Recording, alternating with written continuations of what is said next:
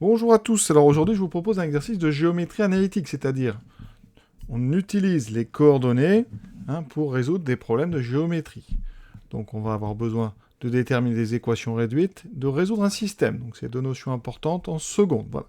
Première question, c'est juste graphique, on va faire ça sur GeoGebra, représenter les droites, on a les coordonnées des points donc ça ne sera pas trop dur, et lire sur donc ce schéma les coordonnées du point d'intersection des deux droites. Voilà. Et on vérifiera justement après par le calcul et on trouvera les valeurs exactes de ces coordonnées.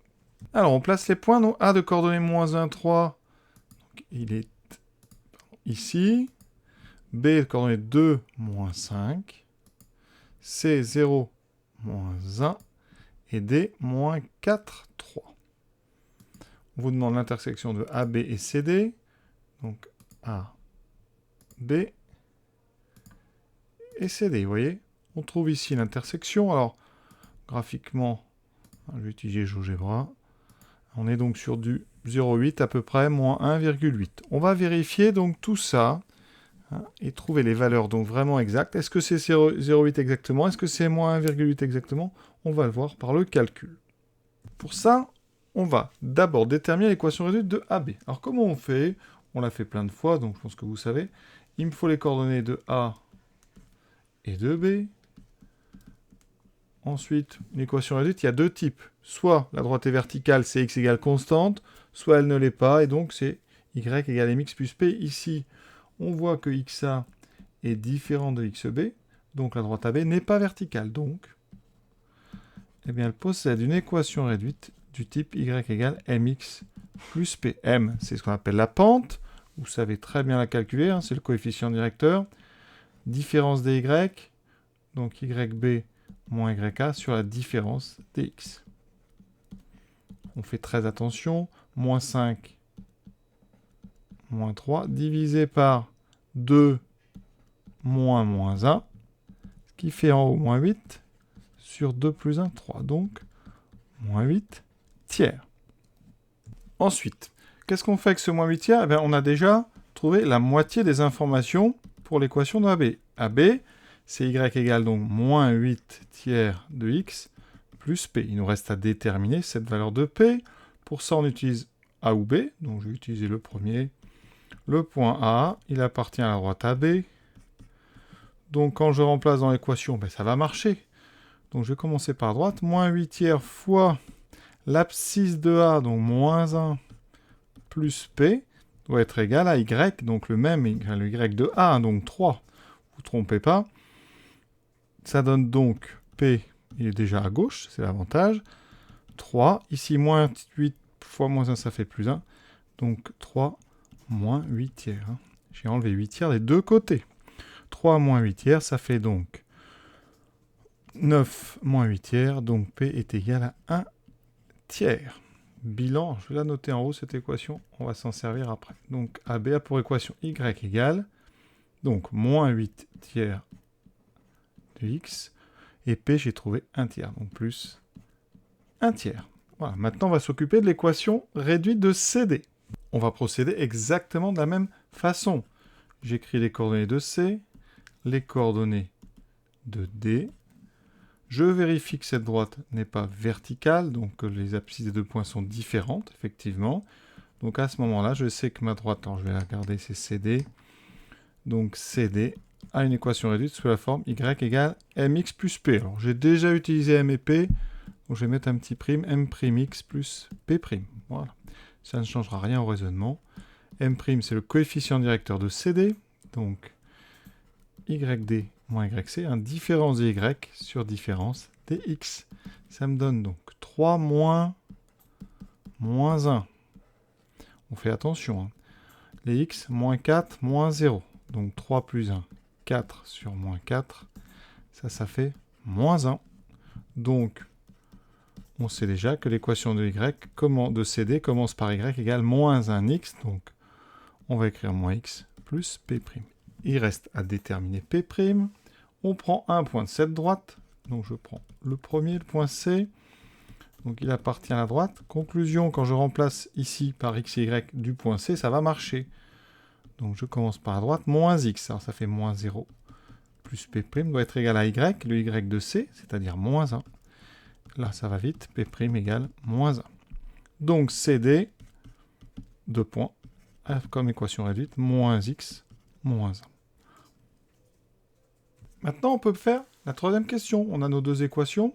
On cherche l'intersection des deux droites. Donc, on cherche les coordonnées d'un point qui vérifierait ces deux équations. La première remarque, c'est déjà que AB et CD ont des coefficients directeurs différents. AB et CD ont des coefficients, ont des pentes différentes. Donc, elles ont un unique point d'intersection.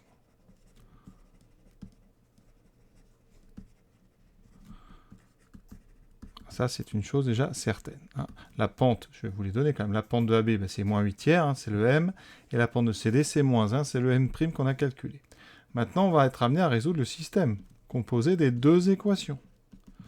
C'est un système particulier parce qu'on a deux équations réduites. Donc à gauche, on a Y des deux côtés. Vous voyez, Y égale, Y égale. Donc ça va nous faciliter nettement le travail.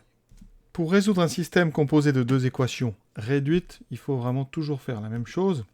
Vous avez Y égale, Y égale. On va substituer, c'est-à-dire qu'ici, ce Y là, on va le remplacer par ceci. Donc les deux expressions ici à droite sont égales. Ça nous donne, on sait qu'il y a une solution unique, et en plus, ça nous donne donc que moins 8 tiers de X plus 1 tiers va être égal à moins X moins 1. Et on va retrouver Y avec l'équation la plus facile des deux. Je vais garder la deuxième, moins X moins 1. Et je résous maintenant ça tranquillement, patiemment. Donc je mets tous les X à gauche par des soustractions ou des additions, moins 8 tiers. Là j'ai moins X, donc j'ajoute. Donc plus 1x. Et ça va faire moins 1 qui était déjà à droite. Et on va enlever un tiers des deux côtés. Donc j'ai moins 1 tiers. Alors, donc moins 8 tiers de x plus 1x, ça fait moins 8 tiers de x plus 3 tiers de x. Donc ça fait moins 8 plus 3, ça fait moins 5 tiers de x. Qui vaudra moins 1 tiers. Alors, je vais le faire doucement. On va le faire ici. Ça fait donc moins 3 tiers, moins 1 tiers, donc moins 4 tiers. Et toujours y égale moins x moins 1. On y est presque. Ici, encore une petite difficulté pour certains. On doit se débarrasser là de moins 5 tiers qui est à gauche par une division.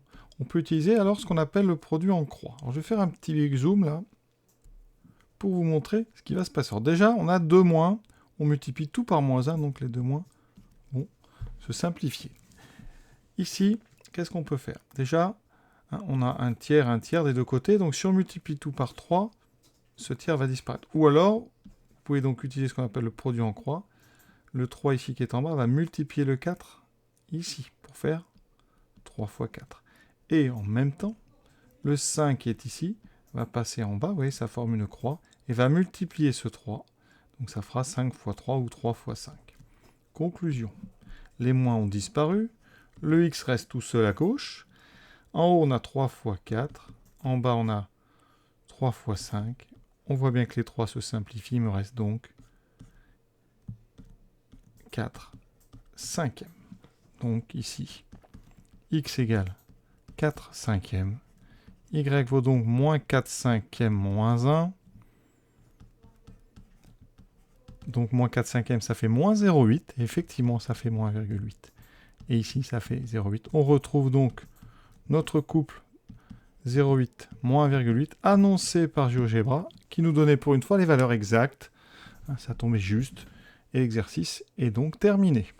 Et pour terminer, je reviendrai sur la partie 5 tiers de x égale 4 tiers. On peut résoudre ça par division.